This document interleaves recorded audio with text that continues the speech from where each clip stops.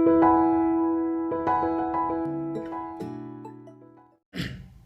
Friend, मैं अनुज सिंह अपना YouTube channel opt academy में आपका स्वागत करता हूं। आज हम बल तथा न्यूटन के गति के नियम के बारे में जानेंगे तथा साथ ही साथ संवेग क्या होता है, आवेग क्या होता है तथा साथ ही साथ कुछ महत्वपूर्ण प्रश्न करेंगे जो प्रीवियस ईयर में आ चुके हैं, ताकि हमें ये पता चल सके कि अब तक किस तरह के क्वेश्चन पूछे जा चुके हैं या किस तरह के क्वेश्चन बनाए जा सकते हैं। तो चलिए शुरू करते हैं। बात करें बल की, तो किसी वस्तु को खींचना या धक्का देना बल कहलाता है। यानी किसी वस्तु को आप उसकी अवस्था में परिवर्तन तथा उसके गति में आप परिवर्तन करना चाहते हैं तो उस वस्तु को आपको धक्का या खींचना पड़ेगा। बात करें बल की विशेषता, तो बल एक सदिश राशि है, यानी कि वेक्टर क्वांटिटी है। क्यों? क्योंकि इसमें दिशा भी प्रदर्शित की जाती है, क्योंकि हमेशा बल किसी दिशा की ओर ही लगाया जाता है। तो और इसकी एसआई यूनिट न्यूटन होती है और बल को एफ से प्रदर्शित किया जाता है। बात करें बल के प्रभाव, बल से क्या क्या प्रभाव हो सकते हैं, तो किसी वस्तु के चाल में परिवर्तन किया जा सकता है। जैसे सपोज करें अभी हम साइकिल की स्पीड 10 मीटर पर सेकेंड है, यानी कि 10 मीटर पर सेकेंड से स्पीड से चल रही है। अब अगर उस पर हम थोड़ा सा बल लगा दें ज़्यादा तो उसकी स्पीड बढ़ जाएगी। यानी कि हम ये कह सकते हैं कि हम बल लगा के किसी वस्तु के चाल में परिवर्तन कर सकते हैं। दूसरा, किसी वस्तु के दिशा को भी बदला जा सकता है। सपोज कीजिए कोई फुटबॉलर गेंद को किक करता है तो वो किसी दूसरे दिशा में गई, फिर किसी अन्य फुटबॉलर द्वारा उस गेंद को किक मारने पर उसकी दिशा बदल जाती है। तो ये हम कह सकते हैं कि किसी बल को अप्लाई करके हम किसी वस्तु की दिशा को भी परिवर्तन कर सकते हैं। तीसरा, किसी वस्तु के आकार में भी बदलाव किया जा सकता है। सपोज करें कोई बॉक्स है और उसे अगर हम हथौड़े या हाथों से मारते हैं तो वो टूट जाती है, तो हम इससे ये कह सकते हैं कि पहले वो बॉक्स गोलाकार था, अब वो टूट गया तो उसका आकार में भी परिवर्तन हो गया। तो हम ये कह सकते हैं कि किसी बल को अप्लाई करके हम किसी वस्तु के आकार, वस्तु के चाल तथा वस्तु की दिशा में भी परिवर्तन कर सकते हैं। अब बात करें संतुलित बल की, तो जब दो समान बल एक दूसरे के विपरीत दिशा में लगाई जाती है, जिसके परिणाम बल शून्य के बराबर होता है, उस तरह के बल को हम संतुलित बल कहते हैं। जैसे सपोज कीजिए कि हमने इस दिशा में 5 न्यूटन बल लगाया और इसी दिशा में 5 न्यूटन बल लगाया और बीच में एक बॉक्स है, दोनों को खींचना है। तो ये इधर से भी 5 न्यूटन और इधर से भी 5 न्यूटन अगर बल लगती है तो ये दोनों फोर्स आपस में ख़त्म हो जाएगी और वो वस्तु वहीं की वहीं उसी स्थिर अवस्था में रुकी रहेगी। यानी कि कुछ भी उसके अवस्था में परिवर्तन नहीं होगा और ना ही वो गति कर पाएगी। तो संतुलित बल में किसी वस्तु की अवस्था में कोई बदलाव नहीं होता, लेकिन किसी वस्तु के आकार में परिवर्तन हो सकता है। सपोज कीजिए कोई फुटबॉल है, अगर हम इधर से 5 यूनिट और इधर से भी 5 यूनिट लगाते हैं और उसे प्रेस करते हैं तो वो फट जाएगी, तो उसके आकार में परिवर्तन हो गया। तो इससे हम ये कह सकते हैं कि संतुलित बल में वस्तु के आकार को परिवर्तन किया जा सकता है। अब बात करें असंतुलित बल की, तो जब दो असमान बल एक दूसरे के विपरीत दिशा में लगाई जाती हैं, जिसके कारण परिणाम बल 0 से ज़्यादा होता है, तो उस तरह के बल को हम असंतुलित बल कहते हैं। और इस असंतुलित बल में वस्तु की अवस्था में परिवर्तन होता है और उसके गति भी परिवर्तन होती है। सपोज कीजिए अगर आप इधर से 5 न्यूटन लगा रहे हैं और इधर से आप 10 न्यूटन लगा रहे हैं किसी वस्तु पे, इधर से 10 न्यूटन और इधर से 5 न्यूटन, तो ये वस्तु इस साइड में खींची चली जाएगी, यानी कि वस्तु में गति में परिवर्तन हुआ। तो हम ये कह सकते हैं कि असंतुलित बल में किसी वस्तु के चाल व अवस्था में परिवर्तन हो सकता है। और दूसरी बात, किसी वस्तु के आकार में भी परिवर्तन हो सकता है। जैसे कि संतुलित बल में भी वस्तु के आकार में परिवर्तन होता है, उसी तरह असंतुलित बल में भी वस्तु के आकार में परिवर्तन होता है। अब कुछ अन्य महत्वपूर्ण बल की बात करें तो पेशी बल, यानी कि मास्कुलर फोर्स। जब कोई बल मनुष्य के मांसपेशियों द्वारा लगाया जाता है, उस बल को हम पेशी बल कहते हैं। यानी कि जब कोई चीज़ धक्का देना या कोई खींचना, तो इस तरह का बल हमेशा पेशी बल कहलाता है। दूसरा आता है गुरुत्वाकर्षण बल, यानी कि जब किसी वस्तु पे पृथ्वी द्वारा लगाया गया बल वो हमारा गुरुत्वाकर्षण बल होता है, जो कि हमेशा नीचे की तरफ होता है। तो इस तरह के बल को हम गुरुत्वाकर्षण बल कहते हैं। तीसरा आता है घर्षण बल। जब दो वस्तु आपस में एक दूसरे के संपर्क में आती हैं तो उनके बीच में घर्षण उत्पन्न होता है, जो कि एक बल की तरह कार्य करता है, और उस तरह के बल को हम घर्षण बल कहते हैं। और वो हमेशा गति को विरोध करता है, यानी कि जो वस्तु का फोर्स है या वस्तु की गति है उसके विपरीत दिशा में कार्य करता है हमारा घर्षण बल। अगला बल है हमारा हवा प्रतिरोध। जब कोई वस्तु हवा में उड़ती है तो उसके विपरीत दिशा में हवा प्रतिरोध बल कार्य करती है और उसके वस्तु के गति के नियम का विरोध करती है। तो ये इस तरह के बल को हम हवा प्रतिरोध बल कहते हैं। अगला हमारा आता है अभिकेंद्री बल यानी सेंट्रीपिटल फोर्स। जब कोई वस्तु वृत्ताकार मार्ग पे चलती है तो एक बल हमेशा उसके साथ कार्य करती है जो केंद्र की ओर झुकी होती है, और इस तरह के बल को हम अभिकेंद्री बल कहते हैं, जिसका फार्मूला होता है mv²/r। अब बात करते हैं अपकेंद्रीय बल की। जब कोई गोलाकार पथ पे कोई वस्तु गति करती है तो सेंट्रीपिटल फोर्स यानी कि जो अपकेंद्री बल है उसी के समान और विपरीत दिशा में, यानी कि अंदर से बाहर की दिशा में एक और बल कार्य करता है जो हमारा अपकेंद्री बल कहलाता है, जो कि उसी के इक्वल होती है, यानी अभिकेंद्री बल के इक्वल और अपोजिट दिशा में कार्य करता है। और ये एक प्रतिक्रिया बल होता है, यानी कि न्यूटन के तीसरे नियम के फॉलो कर। अगर हम अभिकेंद्री बल को अगर हम एग्जाम्पल से समझे तो सपोज कीजिए अगर ये कोई ऑब्जेक्ट है जो किसी धागे के साथ बंधा हुआ है और इस समय इसकी वेलोसिटी v है। कुछ समय बाद अगर ये वस्तु यहाँ पे जाती है तो इसका वेलोसिटी v2, तो अगर फिर यहाँ पे अगर जाती है तो इसकी वेलोसिटी v3 और डायरेक्शन इस दिशा में। अगर हम इस धागे को अगर तोड़ दें तो ये इस साइड में घूमती हुई चली जाएगी। फिर थोड़ी देर बाद इसकी वेलोसिटी इस डायरेक्शन में, तो अगर हम यहाँ धागे को तोड़ दें तो ये इस दिशा में चली जाएगी। तो ये कंटिन्यूसली अपने पाथ पे डायरेक्शन चेंज हो रही है और वेलोसिटी भी चेंज हो रही है, जिसके कारण एक फोर्स उत्पन्न होता है जो कि हमेशा केंद्र की ओर लगता है, और इसी बल को हम सेंट्रीपिटल फोर्स या अभिकेंद्रीय बल कहते हैं। और इसी के वस्तु के जस्ट विपरीत अपकेंद्रीय बल लगता है, जो दोनों फोर्स आपस में जुड़ के इस वस्तु को स्थिर रखते हैं और इसे अपने पाथ पे चलने में इजीली ये अपने पाथ को फॉलो कर लेता है और ये चलता रहता है। अगर ये तो बात रही स्ट्रिंग धागे से जुड़ा हुआ पत्थर की, अगर मैं बात करूं अर्थ और सैटेलाइट्स कैसे काम करते हैं, कैसे अपने पथ पे चलता है, तो मान लीजिए ये पृथ्वी है और ये सैटेलाइट है। तो पृथ्वी और इसके धागे ना होने के बाद भी ये अपने पथ पे हमेशा एक ही डायरेक्शन में चलता रहता है। इसका कारण ये है कि ये सैटेलाइट है, इसका भी कुछ मास होगा, और ये अर्थ है, इसका भी मास होगा।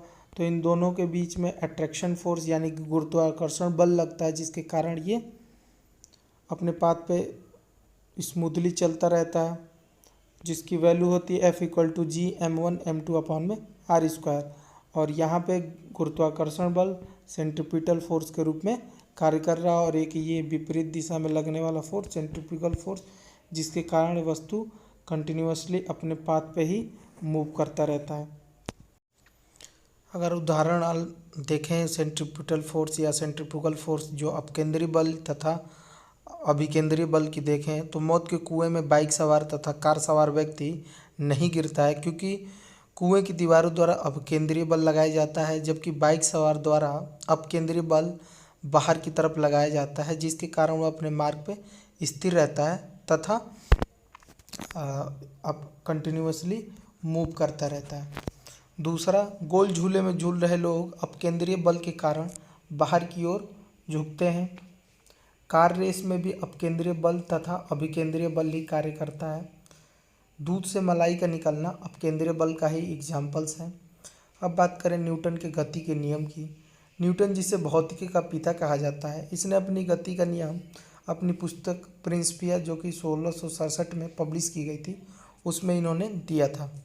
बात करें न्यूटन के प्रथम गति के नियम की, तो अगर कोई वस्तु स्थिर है तो वो स्थिर ही रहेगी जब तक कोई बाहरी बल उस पर कार्य ना करे, तथा अगर कोई वस्तु गति में है तो वो गति में रहना चाहेगी जब तक कि उसे कोई बाहरी बल ना रोके।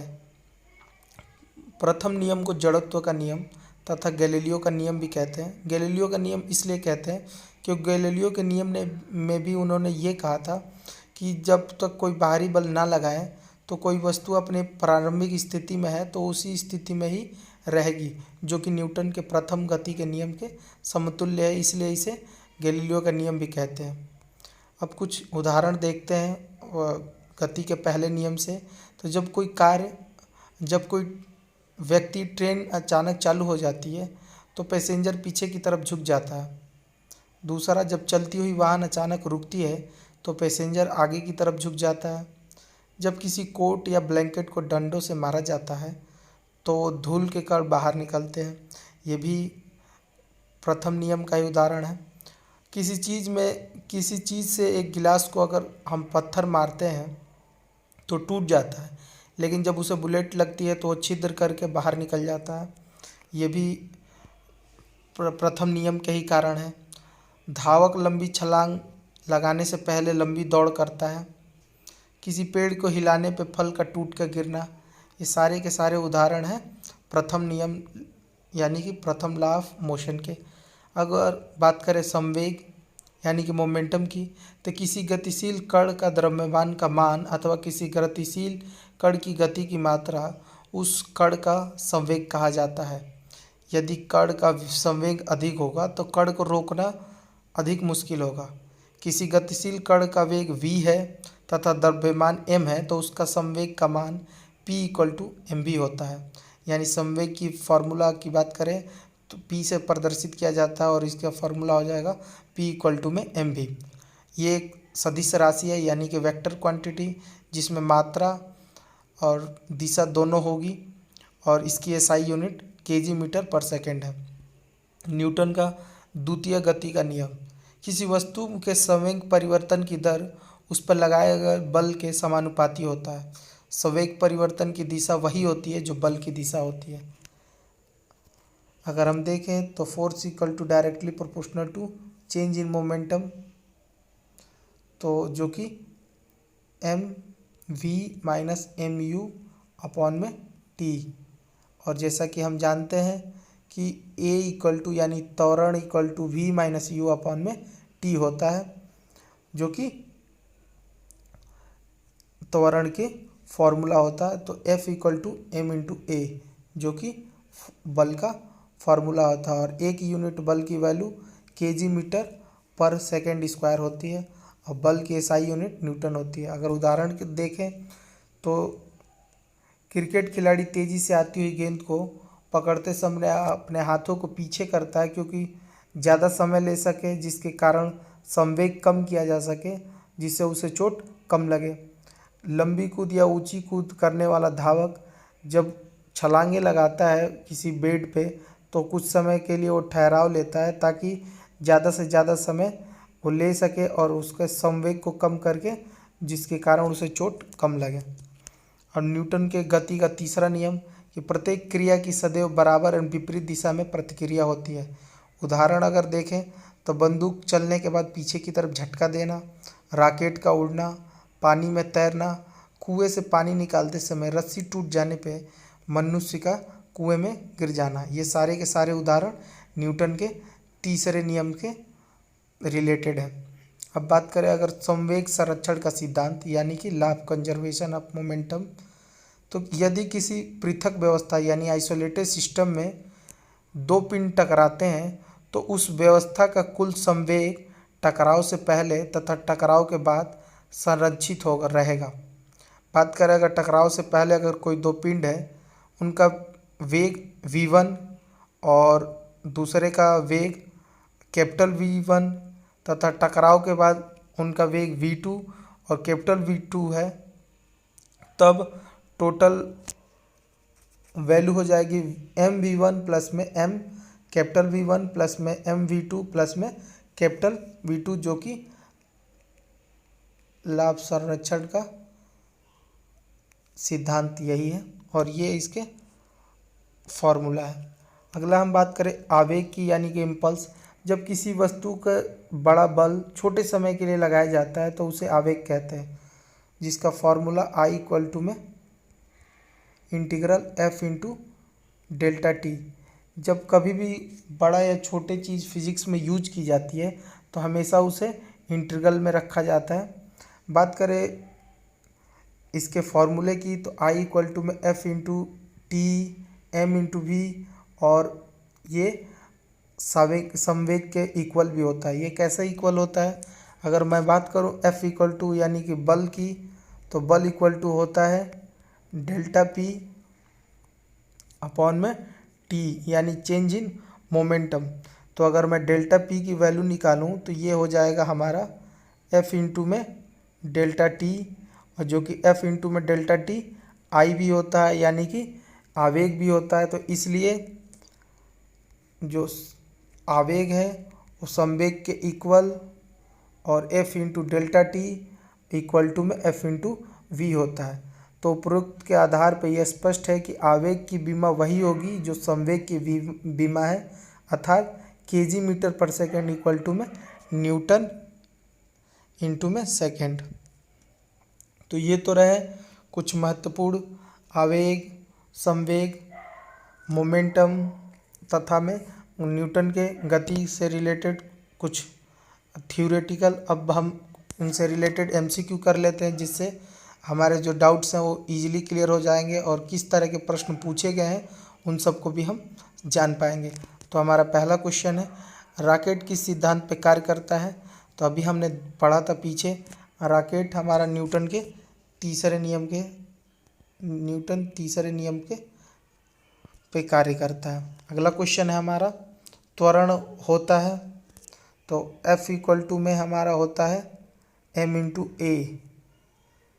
तो A इक्वल टू हो जाएगा हमारा F इंटू में m। तो यानी A हमारा क्या है? F के समानुपाती है, यानी बल के समानुपाती होता है। अगला क्वेश्चन है, बल की परिभाषा आती है 1 न्यूटन के। तो ये बल की परिभाषा न्यूटन के द्वितीय नियम के अनुसार आती है। अगला क्वेश्चन है, जल में तैरना न्यूटन के गति के किस नियम के कारण संभव है? तो जल में तैरना न्यूटन के तृतीय नियम के अनुसार संभव है। अगला क्वेश्चन है, घोड़ा यदि एकाएक चलना प्रारंभ कर दे तो सवार व्यक्ति के गिरने की आशंका का कारण है विश्राम जड़त्व का नियम। अगर कोई पिंड तब तक विरामावस्था में ही बना रहेगा जब तक पे उसके कोई उपाय बल कार्य नहीं करता, यह कथन किसका है? तो ये है न्यूटन द्वारा कहा गया। जब एक राइफल से गोली चलाई जाती है तो पीछे की ओर झटका देती है। राइफल व गोली की गतिज ऊर्जा के अनुपात है 1 से कम। अगला क्वेश्चन है, जब एक चलती हुई कार अचानक रुक जाती है तो यात्री आगे की ओर झुक जाता है, ऐसा क्यों होता है? तो ये गति का जड़त्व के कारण होता है। अगला क्वेश्चन है, किसी पिंड की उस गुणधर्म को क्या कहते हैं जिसे वो सीधी रेखा में विराम या एक समान गति की स्थिति में किसी भी परिवर्तन का विरोध करता है? तो उसे हम जड़त्व कहते हैं। अगला क्वेश्चन है, गोला दागने के बाद तोप पीछे क्यों होती है? तो इसका आंसर हो जाएगा न्यूटन के तीसरे नियम के कारण तोप पीछे की तरफ झटका देती है। रॉकेट की गति के मामले में कौन सा संरक्षण सिद्धांत लागू होता है? तो रॉकेट संवेग के संरक्षण के सिद्धांत पर कार्य करता है। अगला क्वेश्चन है, निम्न में से किसकी यूनिट संवेग के बराबर होती है? तो संवेग के यूनिट के बराबर आवेग की यूनिट होती है, यानी कि इम्पल्स की। अगला क्वेश्चन है बल की एसआई यूनिट क्या होती है? तो बल की एसआई यूनिट न्यूटन होती है। न्यूटन सेकेंड किसकी यूनिट होती है? तो न्यूटन सेकेंड आवेग और संवेग दोनों की यूनिट होती है। अगला क्वेश्चन है दूध से मलाई का निकलना निम्नलिखित में से कौन सा बल के कारण होता है? तो इसका सही आंसर हो जाएगा अपकेंद्रीय बल यानी सेंट्रीफ्यूगल फोर्स। अगला क्वेश्चन है न्यूटन के गति के पहले नियम को कहा जाता है?